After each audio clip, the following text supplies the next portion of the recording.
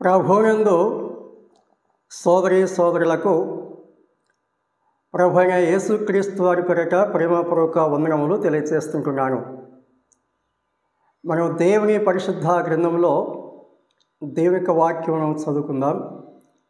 ఆదికాండము 1వ అధ్యాయము 9 నుండి చదువుకుందాం.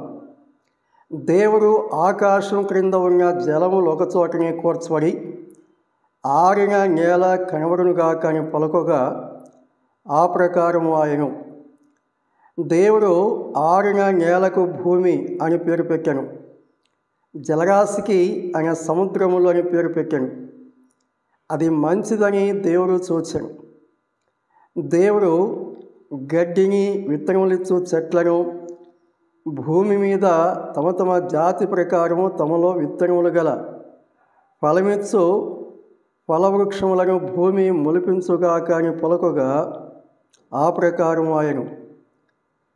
భూమి గడ్డిని తమ తమ జాతి ప్రకారము విత్తనములిచ్చు చెట్లను తమ తమ జాతి ప్రకారము తమలో విత్తనములు గల ఫలవృక్షములను మొలిపింపగా అది మంచిదని దేవుడు చూచెను. అస్తమయమును ఉదయమును కొలువగా 3వ దినమాయను. ప్రభువునందు సోదరీ సోదరులారా, దేవుని పరిశుద్ధ గ్రంథంలో 3వ దినమున దేవుడు చేసిన కార్యాలు ఇక్కడ మనము గమనిస్తున్నాం. దేవుడు ఒక్కొక్క సమయంలో కొన్ని ప్రత్యేకమైనటువంటి కార్యములు జరిగిస్తూ వచ్చినట్లుగా దేవుని యొక్క వాక్యములో మనం చూస్తున్నాం. ఈ 3వ దినములో దేవుడు చేసిన సంగతులు ఏమిటి అని మనం గమనించినప్పుడు 9వ వచనంలో జలములు ఒకచోట కూర్చబడుగాక అని పలికేట్లుగా మనం చూస్తున్నాం. జలములు ఒక చోటనే కూర్చబడి ఆరిన నేల కనబడునుగాక అని పలికినట్లుగా ఈ 9వ వచనంలో గమనిస్తున్నాం. దేవుడు పలికినప్పుడు అలాగే జరిగింది. దేవుని వాక్కులో ఉన్న శక్తి ఈ అధ్యాయంలో ఎక్కువగా మనం చూడవచ్చు. దేవుడు ఏదైతే పలుకుతున్నాడో అవన్నీ కూడా ఆలస్యం లేకుండా క్రమముగా జరుగుతూ వచ్చినట్లుగా మనము గమనిస్తున్నాం. దేవుని యొక్క వాక్కులో శక్తి ఉన్నది. అందుచేత దేవుడు తన వాక్కు చేత ఈ సకల సృష్టిని కలిగించున్నాడని దేవుని యొక్క గ్రంథంలో మనం చూస్తుంటున్నాం. దేవుడు శక్తి గలవారు, దేవుని యొక్క వాక్కు శక్తి గలది. ఆ వాక్కు చేతనే దేవుడు సమస్తను కలగజేశాడు. దేవుడు తన వాక్కు ద్వారానే సమస్తము కలిగించాడని దేవుని యొక్క గ్రంథంలో మనము తేటగా గమనిస్తున్నాం. ఈ ఆకాశం క్రింద ఉన్నటువంటి జలములన్నీ కూడా ఒక చోట కూర్చబడుగాక, ఆరిన నేల కనబడుగాక అని పలికినప్పుడు ఆ వెంటనే ఆ కార్యం జరిగినట్లుగా మనం దేవుని యొక్క వాక్యంలో చూస్తుంటున్నాం. ఆ తరువాత ఆయన పేర్లు పెట్టారు. ఆరిన నేలకు భూమి అని పేరు పెట్టారు, జలరాశికి సముద్రములు అని ఆయన పేరు పెట్టారు. ఇవన్నీ కూడా ప్రస్తుత కాలంలో మనం గమనిస్తుంటున్నాం. జలములు 3 భాగాలు ఉంటే ఒక్క భాగము భూమి ఉన్నట్లు మనం చూస్తున్నాం. అది మనకు తెలిసిన విషయం. అంటే మన గమనికలో మనం గమనిస్తున్నాం, మనము అనుభవిస్తున్నాం. ఇవన్నీ కూడా దేవుడు తన వాక్కు చేత కలిగించారని దేవుడు తన గ్రంథంలో మనకు తెలియపరుస్తున్నాడు. 11, 12 వచనాల్లో ఆయన ఏం చేస్తారంటే గడ్డిని విత్తనములిచ్చే చెట్లు, అంటే ఫలములు ఫలించే చెట్లను, విత్తనములిచ్చే గడ్డిని, మొక్కలను, వృక్షాలను సమస్తము ఆయన చేసినట్లుగా ఈ వాక్య భాగంలో మనం చూస్తున్నాం. ఇందులో మనం గమనించవలసినటువంటి కొన్ని సంగతులు ఏమిటంటే, దేవుని యొక్క సృష్టి యొక్క క్రమం ఎంత నియమబద్ధంగా ఉన్నదో మనం ఆలోచించవచ్చు, గ్రహించవచ్చు. మానవుని చేయకముందే మానవులకు ఏవేవైతే కావాలో, మానవుడు ఈ భూమి మీద మనుగడ సాగించడానికి ఏవైతే అక్కరగా ఉన్నాయో వాటన్నిటిని కూడా దేవుడు ముందుగా చేశాడు. మానవుని చేసి ఆ తర్వాత ఇది కావాలి, అది కావాలి, అది చేస్తే బాగుండు, అలా చేస్తే బాగుండు అని అలా దేవుడు చేయలేదు. ఎందుకంటే దేవుడు సర్వజ్ఞానం గలవాడు.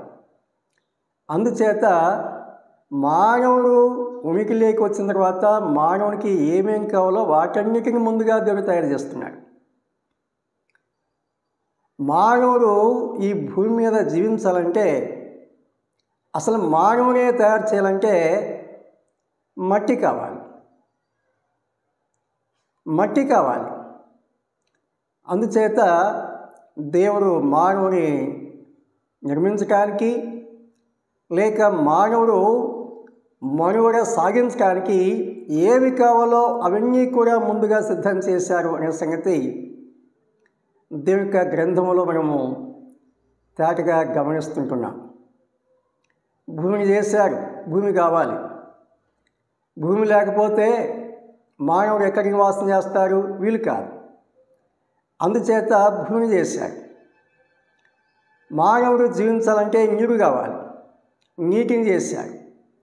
వాయువును చేశాడు. ఈ వాక్య భావంలో లేకపోయినా ఆయన తన ధనాగారంలో నుండి గాలి రప్పించాడని దేవుని యొక్క వాక్యంలో మనం చూస్తున్నాం. ప్రాణవాయువు కావాలి.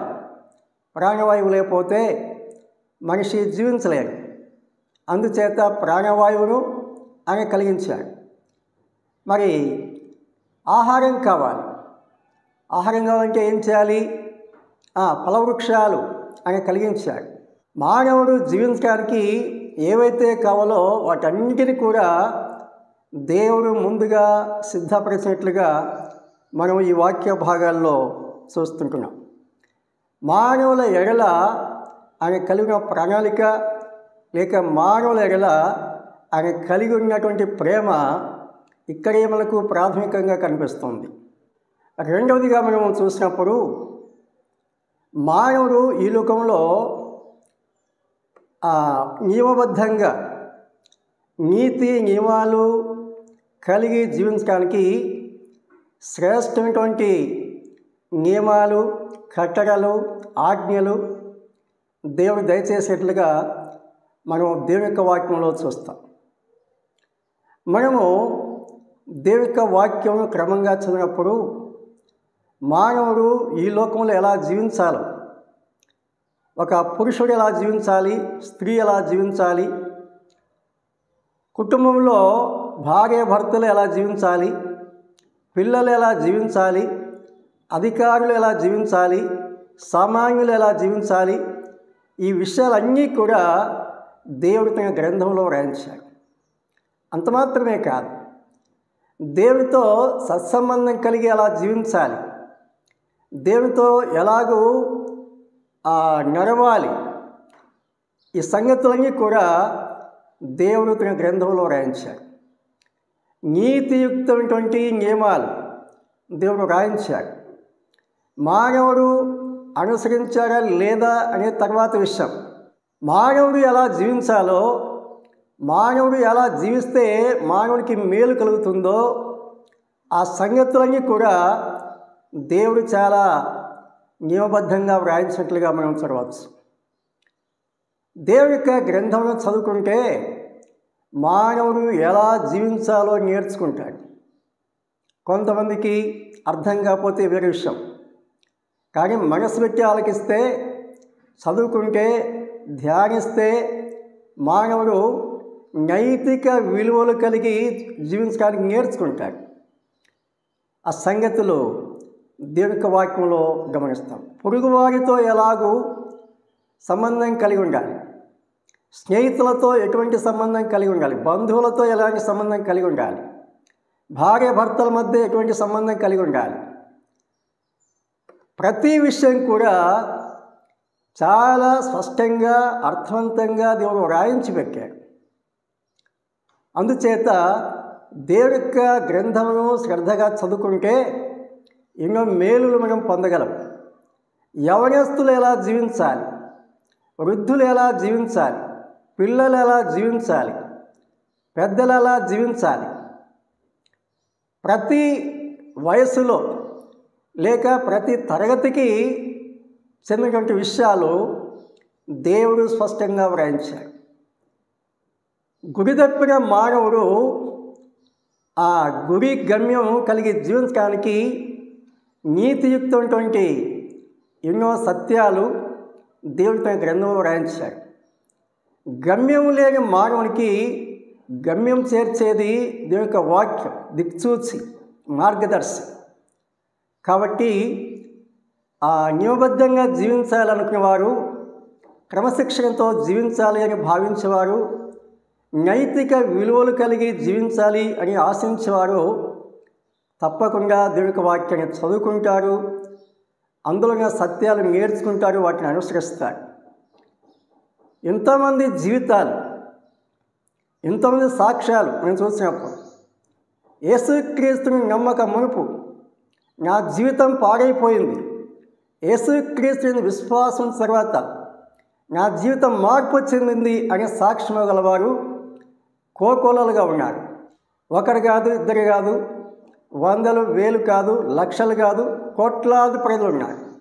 దేవుని గ్రంథము చదవటం ద్వారా నరమాంస భక్షకులు మార్చబడినారు, హంతకులు మార్చబడినారు, దొంగలు మార్చబడినారు, దోపిడీదారులు మార్చబడినారు, హంతకులు మార్చబడినారు, అక్రమ జీవితాలు జీవించడం మార్చబడినారు. జీవితాలను మార్చేది ఏదైనా ఉంది ప్రపంచంలో అంటే అది సత్యదేవుని సత్యవాక్కు అనే సంగతి దేవుని యొక్క గ్రంథం బట్టి మనం గ్రహిస్తున్నాము, సమాజంలో చూస్తున్నాము, సాక్ష్యం ఇస్తుంటున్నాము. ఎంతోమంది జీవితాలు మార్చినారు. చాలామందికి అర్థం కాక ఒక మతానికి అంటగట్టి ఇది నిషిద్ధమైనదని వ్యతిరేకించేవారు, దూరంగా ఉన్నవారు, దూరపరిచేవారు ఉన్నారు. కానీ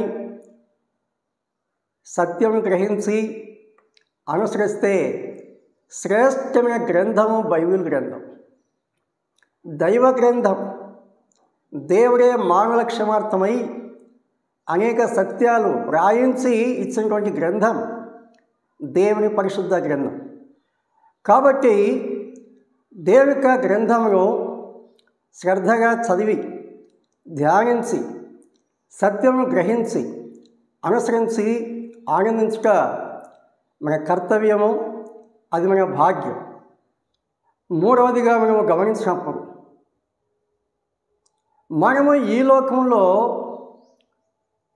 భౌతికముగా జీవించడానికి మాత్రమే కాకుండా నైతికంగా క్షేమకరంగా జీవించడానికి మాత్రమే కాకుండా పరలోకములో దేవునితో శాశ్వత కాలం జీవించడానికి కూడా దేవుడు గొప్ప సదుపాయం కలిగించున్నాడు.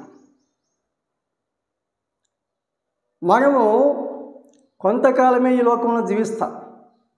గొప్పవారు కావచ్చు, కొద్దివారు కావచ్చు, విద్యావంతులు కావచ్చు, విద్య లేనివారు కావచ్చు, మేధావులు కావచ్చు, లేక సామాన్యులు కావచ్చు, ధనికులు కావచ్చు, దరిద్రులు కావచ్చు, అధికారులు కావచ్చు, అనధికారులు కావచ్చు. ఈ భూమండలములో ఎవరెక్కడ జీవించినా కొంతకాలమే జీవిస్తాం. జాతస్య మరణం ధ్రువం అనే సంగతి మనందరికీ బాగా తెలిసిన విషయం. పుట్టిన ప్రతి ప్రాణి గిట్టక తప్పదు, మరణించాలి. మానవుడు మరణించినప్పుడు ఈ మట్టి దేహం మట్టిలో కలిసిపోతుంది. మరణం లేని ఆత్మ ప్రాణం ఈ లోకంలో చేసిన పాపాన్ని బట్టి, అనగా మానవుడు జీవించిన కాలంలో చేసిన పాపం, దానికి ముందుగా మనకు కలిగినటువంటి జన్మ పాపం, జన్మ కర్మ పాపాలను బట్టి దేవుని తీర్పులో నిలిచి నిత్యాగ్నికి వెళ్ళాలి. కానీ దేవుడు మనల్ని ప్రేమించి ఆ శిక్ష నుండి విడిపించడానికి దేవుడే ఈ లోకానికి వచ్చి మన శిక్షను అనుభవించి పాప పరిహారం కోసం రక్తం కార్చి శిలువలో చనిపోయి సమాధి చివరి తిరిగి లేచి పరలోకానికి వెళ్ళిపోయాడు. క్రీస్తు యేసు బలియాగం ద్వారా సకల మానవాళికి పాపక్షమాపణ, ఆత్మరక్షణ, మోక్ష భాగ్యమును సిద్ధం చేసినాడు. మానవుల ఎడల దేవుని యొక్క సంకల్పం ఈ భూలోకంలో భౌతికంగా జీవించడానికి కావలసిన ఏర్పాట్లు చేశాడు. నైతికంగా మనం ఎలాగూ జీవించాలో తగిన నియమాలు, కట్టడలు, ఆజ్ఞలు మనకు దయచేశాడు. అంత మాత్రమే కాకుండా ఈ లోకము విడిచిన తర్వాత నిత్యత్వంలో దేవునితో సదాకాలం జీవించే గొప్ప భాగ్యమును దేవుడు మనకు దయచేశాడు. మానవుల ఎడల దేవుని యొక్క సంకల్పము అనే ఏర్పాట్లు అవి చాలా అద్భుతములు, ఆశ్చర్యములు, అమోఘములు, అత్యున్నతములు. దేవుడు మన విషయంలో కలిగి ఉన్న గొప్ప ఆలోచన బట్టి, దేవుడు మన ఎడల జరిగించిన కార్యాలను బట్టి మనం దేవుని స్తుతిస్తూ, దేవుని సేవిస్తూ, దేవుని యొక్క మార్గంలో జీవిస్తూ, దేవుని ఎడల కృతజ్ఞత కలిగి జీవిస్తూ ఈ లోకం విడిచి నిత్యత్వంలో ప్రభుతో జీవించడానికి ప్రతి మానవుడు సిద్ధపడాలని దేవుడు తన వాక్యం కూడా తెలియపరుస్తున్నాడు. ప్రభు ఈ మాటలు మనందరి క్షమార్థమై, దేవుని యొక్క మహిమార్థమై దీవించి స్థిరపరచి ఫలింపచ్చునుగాక. ప్రభు పేరిట అందరికీ ప్రేమపూర్వక వందనాలు తెలియజేస్తుంటున్నాను.